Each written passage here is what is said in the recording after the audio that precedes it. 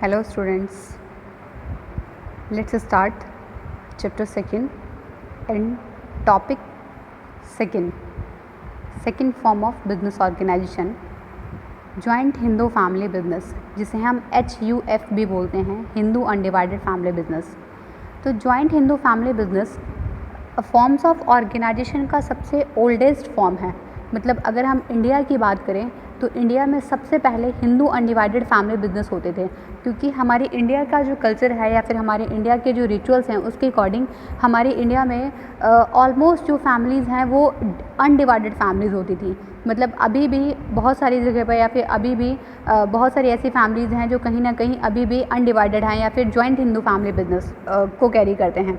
तो joint Hindu family business is a specific form of business organization found only in India. जो joint Hindu family business है वो सिर्फ India में ही मिलता है, मतलब इंडिया में ही होता है, इंडिया में ही पाया जाता है। It is one of the oldest form of business organisation in the country. सबसे पुराना फॉर्म ऑफ बिजनेस ऑर्गेनाइजेशन है। मतलब कि हिंदू अनडिवाइडेड फैमिली से पहले कुछ नहीं होता था। मतलब ये कहेगी सबसे पहले अगर कोई business forms of business organisation था तो वो हमारी हिंदू अनडिवाइडेड फैमिली बिजनेस था। It refers to a form of organisation wherein the business is owned and certain by the members of Hindu undivided family. It is governed by the Hindu law. The business of membership is in the business is birth of a particular family and 3 successive generation can be members in the business.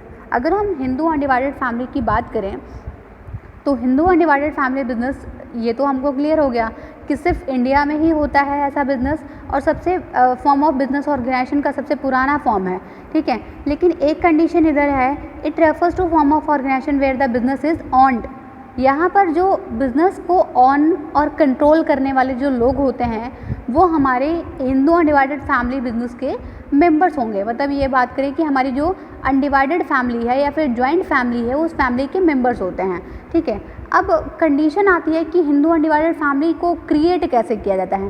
तो देखो, Hindu undivided family को create करने के लिए या फिर उसको initiate करने के लिए आपके पास 2 चीज़ें होनी चाहिए। एक तो आपके पास कुछ एंकेस्ट्रल प्रॉपर्टी होनी चाहिए, मतलब आपकी जो पैतृक संपत्ति है। दूसरी क्या कि आपके पास आपकी जो फैमिली मेम्बर्स हैं उसमें कम से कम 2 मेल मेम्बर्स होने चाहिए, ठीक है। क्योंकि कहीं ना कहीं इंडिया का लॉ भी कुछ इस टाइप का था कि जहाँ भी मतलब कि अगर अपने कुछ एनकेस्ट्रल प्रॉपर्टी को फॉरवर्ड करने की बात की जाती थी तो वहाँ पे सिर्फ मेल पर्सन्स को ही राइट था कि वो अपने फादर की संपत्ति से हिस्सा ले सकते हैं।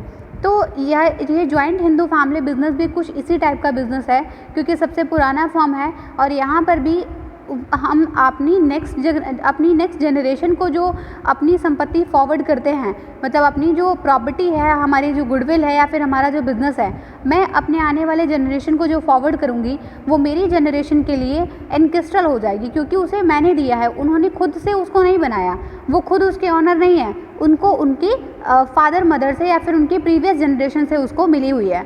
तो यहाँ पर जो मेंबर्स होते हैं वो हिंदू अनडिवाइडेड फैमिली के मेंबर्स ही होते हैं। मतलब कुछ और बाहर के लोग आकर के उसमें बिज़नेस नहीं करते। जो घर के लोग हैं, फैमिली के लोग हैं, वही लोग सारे लोग मिल करके उस बिज़नेस को कैरी करते हैं। और इसकी जो गवर्निंग है, इसकी जो सर्टिफिकेशन है वो हिंदू सक्सेशन एक्ट के अकॉर्डिंग चलता है। मतलब हिंदू लॉ जो बना हुआ है उसी के एक्ट के अकॉर्डिंग या फिर उसी के सक्सेशन के अकॉर्डिंग ये हमारा जो जॉइंट हिंदू फैमिली बिजनेस जो है वो कैरी किया जाता है। तो अगर हम बात करें कुछ ऐसे अगर जेंडर इक्वलिटी की, तो 2005 में क्या हुआ था, 2005 से पहले क्या था कि अपने फादर की संपत्ति से, फादर की प्रॉपर्टी से सिर्फ बेटे ही उसमें पार्टिसिपेट कर सकते हैं, या फिर अगर कोई फैमिली बिजनेस है तो उसे सिर्फ लड़के ही रन कर सकते हैं। लेकिन आफ्टर 2005 जब हिंदू सक्सेशन एक्ट को थोड़ा सा अमेंडमेंट किया गया तो उसमें एक कंडीशन क्रिएट की गई कि अगर कोई मेल फीमेल दोनों अगर चाहते हैं तो वो दोनों ही अपनी फादर की प्रॉपर्टी से में पार्टिसिपेट कर सकते हैं, दोनों ही वहाँ से ले करके अपने बिजनेस को कैरी कर सकते हैं। तो नेक्स्ट बात करते हैं, the business is control by the head of the family who is the oldest member and is called कर्ता। मतलब बिज़नेस जो हमारी जॉइंट हिंदू फैमिली का बिज़नेस है उसे हम उसी फैमिली का सबसे बड़ा मेंबर उसे कैरी करता है। मतलब जो सारी ओवरऑल कंट्रोलिंग है, देखो ऑनर सब हैं, कंट्रोलर भी सब हैं, पार्टिसिपेशन भी सबका है, मेंबर्स भी सब हैं, लेकिन एक होता है ना मुखिया, तो वो उस फैमिली का कर्ता होता है कि मतलब उस फैमिली का सबसे एल्डेस्ट मेंबर है जिसे उस बिजनेस का कर्ता कहा जाता है।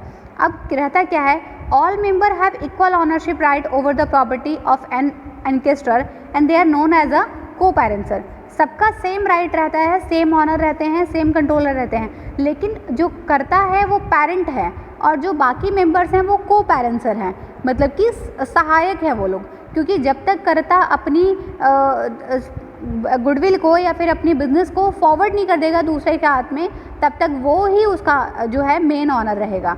तो बात करते हैं हम इसके फीचर्स की। तो ये तो क्लियर हो गया कि ज्वाइंट हिंदू फैमिली बिजनेस में दो चीज़ें मैंडेटरी हैं कि एक तो आपके पास कुछ एनकेस्ट्रल प्रॉपर्टी होनी चाहिए और आपके पास कुछ दो से तीन मेल मेंबर्स होने चाहिए, और जो प्रॉपर्टी हो वो एनकेस्ट्रल ही हो, मतलब आपके एनकेस्टर से आपको एज अ गिफ्ट मिली हुई है फिर या फिर एज अ बिजनेस आप जो कर रहे हो वो आपकी प्रीवियस जनरेशन ने आपको फॉरवर्ड की है।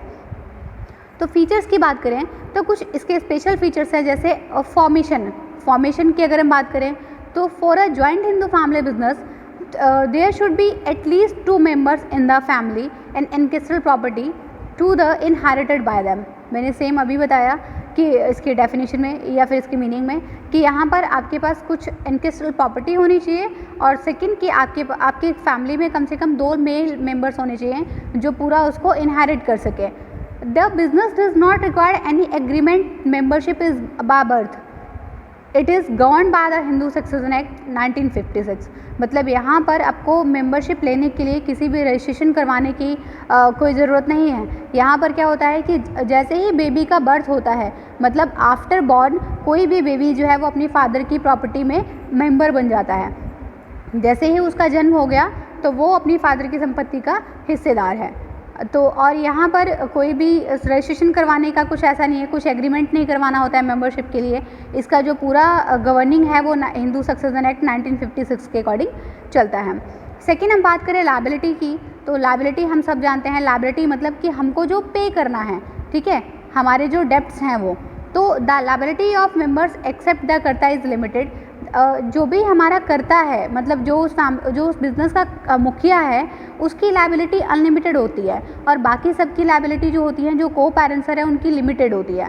तो अनलिमिटेड से क्या होता है कि मान लो कि कभी बिज़नेस को लॉस हो गया तो बिज़नेस जो करता है उस बिज़नेस के अलावा अपनी जो पर्सनल प्रॉपर्टी है उसको भी बेच करके बिज़नेस में लगाएगा डेब्ट को चुकाने के लिए। तो कर्ता की जो लायबिलिटी है वो रहती है हमारी अनलिमिटेड और जो को पैरेंसर्स हैं उनकी लायबिलिटी जो रहती है वो लिमिटेड रहती है। थर्ड हम बात करें कंट्रोल की, तो the control of the family business lies with the karta. He take all decision and is authorise to manage the business. मतलब कि जितना ओवरऑल कंट्रोल है वो पूरा का पूरा किसके पास रहता है, कर्ता के पास रहता है। वो सारे डिसीजंस ले सकता है, किसी भी सारी पावर्स उसके पास होती है और वो पूरा एक ऑथोराइज्ड मतलब मेंबर है उस बिज़नेस का कि उसके पास सारे डिसीजंस हैं, वो अपने तरीके से अपने बिज़नेस को कंटिन्यू कर सकता है। और नेक्स्ट बात करें कंटिन्यूटी की, तो देखो कंटिन्यूटी जो होती है हिंदू अनडिवाइडेड फैमिली बिजनेस की, हमने सोल प्रोप्राइटर में सुना था, पढ़ा था कि सोल प्रोप्राइटर की जो कंटिन्यूटी रहती है वो ब्रेक हो जाती है। जैसे ही प्रोप्राइटर की डेथ हुई, इंसॉल्वेंट हुआ, तो उसकी जो कंटिन्यूटी है वो ब्रेक हो जाती है। लेकिन हिंदू अनडिवाइडेड फैमिली का बिजनेस क्या है कि इसकी कंटिन्यूटी जो है वो मेंटेन रहती है और वो तब तक मेंटेन रहती है जब तक इंडिविजुअली वो पूरी तरीके से डिस्ट्रीब्यूट ना हो जाए। तो यहाँ पर क्या रहता है कि मान लो कि मेरे जो पेरेंट्स हैं या फिर मेरे जो प्रीवियस जनरेशन के लोग हैं, उन लोगों ने मुझे कुछ प्रॉपर्टी डेलीगेट की, वो मैंने आगे फिर किसी आगे को फॉरवर्ड किया, उसने आगे किसी को फॉरवर्ड किया। तो ऐसे ही जो फैमिली बिजनेस है, जब तक उसको पूरी तरीके से ख़त्म नहीं किया जाता, पूरे लीगल प्रोसीजर्स को फॉलो करके या फिर बात करें कि पूरा डिवाइड करके, तब तक वो फैमिली बिजनेस जो रहता है उसकी कंटिन्यूटी जो है वो मेंटेन रहती है। क्योंकि ये स्टेप बाय स्टेप और जनरेशन बाय जनरेशन जो होती है वो फॉरवर्ड होती रहती है। तो the business continue even after the death of the karta as the next eldest member take up the position of karta, कि यहाँ पर कर्ता की डेथ के बाद जो होता है उसकी जो पोजीशन है उसका जो नेक्स्ट पर्सन है या फिर नेक्स्ट मेंबर जो है उसको टेक ओवर कर लेगा, लेकिन यहाँ पर जो कंटिन्यूटी है वो प्रॉपर मेंटेन रहती है, वो ब्रेक नहीं होती है। नेक्स्ट बात करें माइनर मेंबर, फीचर्स में ये माइनर मेंबर। तो माइनर मेंबर का क्या रहता है कि the inclusion of individual into the business occurs due to birth in a Hindu undivided family. जैसे ही किसी भी मैंने बताया था किसी भी बच्चे का बर्थ होता है, जन्म लेता है, तो वो जन्म से ही उस फैमिली बिजनेस का पार्ट है। मतलब कि अगर उसके दादाजी का कोई बिज़नेस है और वो एज अ ग्रैंड सन जो है वो उसका बर्थ हो रखा है, तो वो ग्रैंड सन भी उस पूरे बिज़नेस का एक पार्ट है, मतलब एक यूनिट है उसका भी उस बिज़नेस में उतना ही इन्वॉल्वमेंट है जैसे जितना बाकी लोगों के साथ है। तो ये थे हमारे फीचर्स, मतलब कि यहाँ पर जो मेंबरशिप होती है वो बाय बर्थ होती है, इसके लिए किसी भी टाइप का एग्रीमेंट या फिर किसी भी टाइप की सर्टिफिकेशन की रिक्वायरमेंट नहीं होती है। अब हम बात करते हैं मैरिट्स की। तो देखो हर मतलब कि हर टर्म के कुछ प्रॉफिट और नेगेटिव इम्पैक्ट्स रहते हैं। तो यहाँ पे अगर कुछ मेरिट्स हैं तो कुछ डिमेरिट्स भी होंगे। तो मेरिट्स की बात करते हैं। इफेक्टिव कंट्रोल, द कर्ता has absolute decision making power. कर्ता के पास पूरी प्रॉपर डिसीजन मेकिंग पावर होती है, वो अपने तरीके से पूरे बिजनेस को कंट्रोल कर सकता है। This avoid conflict among members as no one can interfere with his right to decide. मतलब कि उसका पूरा कंप्लीट पावर रहता है कि वो किसी भी तरीके के डिसीजंस को ले सकता है और कोई भी इसमें किसी भी टाइप का इंटरफेरेंस जो है वो नहीं दिखाएगा। ठीक है, तो यहाँ पर कंट्रोल जो होता है वो इफेक्टिव होता है क्योंकि उसे को किसी के साथ में सजेस्ट नहीं करना है, उसको किसी का इंटरफेरेंस नहीं चाहिए, वो अपने तरीके से पूरे बिजनेस को कैरी करता है, पूरे बिजनेस को रन करता है। सेकेंड हम बात करें continued business existence, the death of the karta will not affect the business. जैसे सोल प्रोप्राइटर में होता था कि प्रोप्राइटर की डेथ हुई देन बिजनेस भी पूरा वर्स हो गया, बिजनेस भी बाइंड अप हो गया। लेकिन यहाँ पर क्या होता है कि जब तक कर्ता खुद या तो आफ्टर डेथ या फिर खुद से वो रिटायर होकर के ही आगे अपने बिजनेस को फॉरवर्ड कर देता है। तो जब तक कर्ता की डेथ नहीं होती तब तक तो बिजनेस कंटिन्यू है, लेकिन आफ्टर डेथ भी वो बिजनेस कंटिन्यू ही रहता है क्योंकि यहाँ पर सारी रिस्पॉन्सिबिलिटी जो है वो आगे फॉरवर्ड कर दी जाती हैं आगे नेक्स्ट जनरेशन को या फिर next eldest member of the family. तो यहाँ पर जो भी ऑपरेशंस है वो कंटिन्यूड रहते हैं, उनको टर्मिनेट नहीं किया जाता है और उसकी कंटिन्यूटी जो है वो किसी भी तरीके से खतरे में नहीं रहती है, वो मतलब किसी भी तरफ का थ्रेटेंड नहीं रहता है, उसमें प्रॉपर बनी रहती है। थर्ड अगर हम बात करें लिमिटेड लायबिलिटी ऑफ मेंबर्स की, तो ये हमने सुना ही, हमने अभी डिस्क्रिप्शन में पढ़ा कि जो बिज़नेस है हिंदू अनडिवाइडेड फैमिली बिजनेस है, इसमें जो एक ही पर्सन है जिसकी लायबिलिटी जो है वो अनलिमिटेड होती है, वो है कर्ता। कर्ता की लायबिलिटी रहती है जो अनलिमिटेड रहती है और बाकी सारे मेंबर्स जो है, बाकी जो उसके को पैरेंसर हैं, तो उसकी जो लायबिलिटी है वो लिमिटेड होती है। मतलब कर्ता की अनलिमिटेड और बाकी को पैरेंसर्स की लिमिटेड। तो इससे क्या होता है कि जितने भी मतलब कि ये इसके फीचर अगर हम बात करें कि बाकी लोग जो मेंबर हैं, मान लो कि मैं अपने ग्रैंडफादर की या फिर अपने फादर की बिजनेस में एज अ पार्टनर हूँ या फिर एज अ मेंबर हूँ, लेकिन मैं उसको कैरी नहीं कर रही, मेरे ग्रैंडफादर ही कर रहे हैं, मेरा कुछ साइड से बिजनेस है, तो मेरा कोई रोल नहीं है कि हाँ मैं उसमें कुछ इन्वॉल्व करूँ, कुछ इन्वेस्ट करूँ। ठीक है, जितना मेरा राइट होगा, जितना मुझे मिलना होगा उतना मिल जाएगा। तो यहाँ पर जो को पैरेंसर्स हैं, मेंबर्स हैं, उनकी लायबिलिटी जो रहती है वो लिमिटेड रहती है। तो इस तरह से कोई भी कॉन्फ्लिक्ट या फिर डिस्प्यूट्स नहीं रहते हैं। जितना भी पे बैक करना होगा, जितने भी एक्सेस होगा, जितना भी डेब्ट ज़्यादा बढ़ के आएगा वो कर्ता ही पे करेगा। और नेक्स्ट है increase loyalty and cooperation. Increase loyalty and cooperation, यहाँ पर क्या होता है, since the business is run by the members of a family, कि एक फैमिली बिजनेस जो है वो रन कर रहे हैं पूरे बिजनेस को, there is a greater sense of loyalty towards one another. यहाँ पर जब सारे लोग मिल करके किसी बिज़नेस को रन करते हैं तो यहाँ दोनों मतलब कि पूरे फैमिली मेम्बर्स के बीच में जो एक म्यूचुअल अंडरस्टैंडिंग होती है, एक कॉपरेशन जो होता है, एक लॉयल्टी जो रहती है वो बहुत पीक लेवल पर चली जाती है। Pride in the growth of business is link the achievement of the family, मतलब उनकी जो पूरे जो भी उन्होंने अचीव किया या फिर जो भी उनके अचीवमेंट्स हैं उससे उनकी पूरी प्राइड और ग्रोथ जो होती है वो जज की जाती है।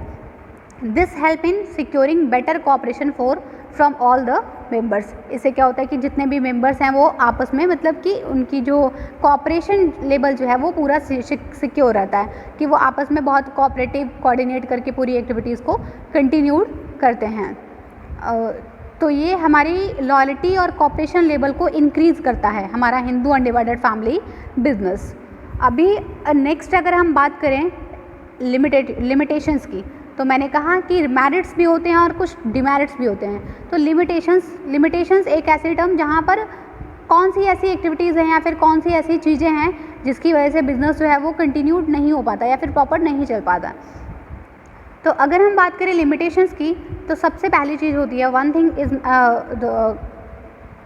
है लिमिटेड रिसोर्सेज। सबसे पहली और इम्पोर्टेंट चीज़ कि यहाँ पर जो रिसोर्सेज होती हैं वो लिमिटेड रहती हैं। The joint Hindu family business faces the problem of limited capital as it depend mainly on intellectual property. This limits the scope for expansion of business. मतलब यहाँ पर जो बिज़नेस किया जाता है, यहाँ पर जो हमारे पास जो रिसोर्सेज हैं वो सिर्फ और सिर्फ एनकेस्ट्रल है। मान लो कि फैमिली में 5 मेंबर हैं, वो लोग हिस्सा लेने के टाइम तो आएंगे लेकिन कुछ इन्वेस्ट नहीं करेंगे। तब कर्ता के पास कर्ता अब कितना अपने पास से लगाएगा, वो तो सिर्फ उसी बिज़नेस को रन करेगा ना जो उसे फॉरवर्ड की गई है। तो यहाँ पर रिसोर्सेज जो रहती हैं वो बड़ी कम रहती हैं, क्योंकि वो वही रहती हैं जो अगर उसने अपना सेल्फ बिजनेस मान करके अच्छे से कंटिन्यू किया तब तो वो अच्छा कर सकता है। लेकिन मोस्ट ऑफ द केसेस यहाँ पर रिसोर्सेज की कमी रहती है, क्योंकि वो सिर्फ उतने को ही रन कर पाते हैं जितना उनको इनकेस्ट्रली मिला हुआ है। सेकेंड, अगर हम बात करें अनलिमिटेड लायबिलिटी ऑफ कर्ता जो होता है पूरे बिजनेस को कैरी करता है, डिसीजंस लेता है और जितना भी प्रॉफिट होता है वो पूरे फैमिली बिजनेस का हुआ। लेकिन यहाँ पर कर्ता की जो लायबिलिटी होती है वो क्या रहती है, अनलिमिटेड रहती है। द कर्ता is burden not only with the responsibility of decision making and management of business but also suffer from the disadvantage of having unlimited liability. मतलब वो सिर्फ बर्डन नहीं फील करता और अपनी बहुत ज़्यादा रिस्पॉन्सिबिलिटी से नहीं डरता, साथ ही साथ वो अपनी अनलिमिटेड लायबिलिटी होने से भी बहुत ज़्यादा डरता है। His personal property can be use to repay business debts. अगर कभी किसी कंडीशन में बिजनेस को ज़्यादा लॉस हो गया तो उसको अपने लॉस को रिकवर करने के लिए, अपने लॉस को पे बैक करने के लिए अपनी पर्सनल प्रॉपर्टी भी उसको बेचनी पड़ सकती है। तो यहाँ पर जो लायबिलिटी है कर्ता की वो थोड़ी मतलब वो नेगेटिव है कि अनलिमिटेड नहीं होनी चाहिए, कि उसकी भी लायबिलिटीज़ लिमिटेड रहनी चाहिए। वो सारी चीज़ों को मैनेज कर रहा है, कंटिन्यू किए हुआ है, पूरा एक प्रोसेस चला रहा है और उसके बाद उसकी जो लायबिलिटी है वो अनलिमिटेड है कि अगर उसका कुछ डेप्ट बच जाता है तो उसकी जो पर्सनल प्रॉपर्टी है बिजनेस से छोड़ करके वो उसको भी सोल्ड आउट करके अपने डेप्ट्स को पे बैक करेगा। नेक्स्ट करें डोमिनेंस ऑफ कर्ता। तो the karta individually manage the business which may at time not be acceptable to other members.